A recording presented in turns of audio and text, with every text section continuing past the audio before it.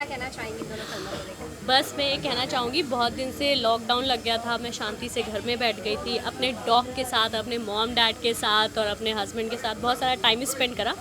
Now it's time to back in industry और मैं वापस 2 फिल्मों के साथ वापस आ रही हूँ। एक तो ये मेरे पापा, जो मेरे लिए बहुत ही प्यारा टाइटल है भोजपुरी इंडस्ट्री में, और दूसरा मंगलसूत्र पार्ट 2 है ये।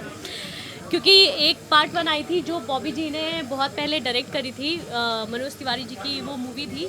अब ये उसी का सीक्वल है मंगलसूत्र पार्ट 2। तो डेफिनेटली मेरे लिए तो एक अचीवमेंट है कि इंडस्ट्री में मुझे ज़्यादा टाइम नहीं हुआ इस इंडस्ट्री में, भोजपुरी इंडस्ट्री में, और मुझे एक इतनी लेजेंडरी मूवी का सीक्वल करने को मिल रहा है।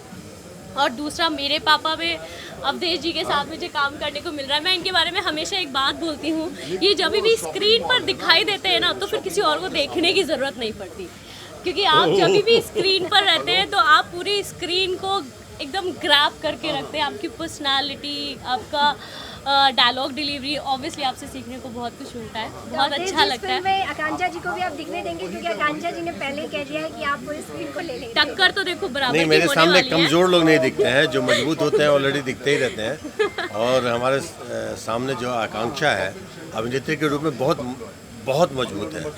इन्होंने ये साबित कर दिया है कि विवाह फिल्म में जब तक ये थी तब तक वो फिल्म का एक अलग ही रूपरेखा होता था। और उसके बाद थोड़ी निराशाजनक होने के साथ साथ फिर एक फिल्म ने फ्लो पकड़ा था। तो ये बहुत अद्भुत अभिनेत्री हैं। ये इनकी महानता है कि हमें ये वो तवज्जो दे रही हैं। अमूमन ये खुद ही उस लायक है कि जहाँ ये रहती हैं किसी को देखने नहीं देती हैं। तो आकांक्षा जी, मेरे पापा में किस कैरेक्टर को आप, क्योंकि नेम से जिस तरह से मेरे पापा, तो आप इसमें किस तरह के किरदार? अपने पापा की बेटी बनूंगी और उनके साथ इस जो मूवी के इमोशन है, जो मेरे पापा का जो किरदार है और उसके जो इमोशन है, वो मेरे पापा का इमोशन जब तक एक बेटी नहीं जिएगी तब तक उस प्यार को, उस इमोशन को जस्टिफिकेशन नहीं मिलने वाली।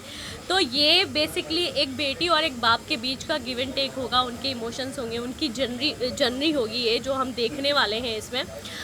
तो मैं तो बोलूँगी कि मुझे नहीं लगता कि इससे बेटर कुछ और हो सकता था मेरे लिए इंडस्ट्री में कम बैक करने के लिए। और भोजपुरी इंडस्ट्री की ये अभी तक की सबसे संवेदनशील पिक्चर होने वाली है। बहुत ही इमोशनल ड्रामा है, दूसरी रोमांटिक है, रोमांस ड्रामा है हमारा।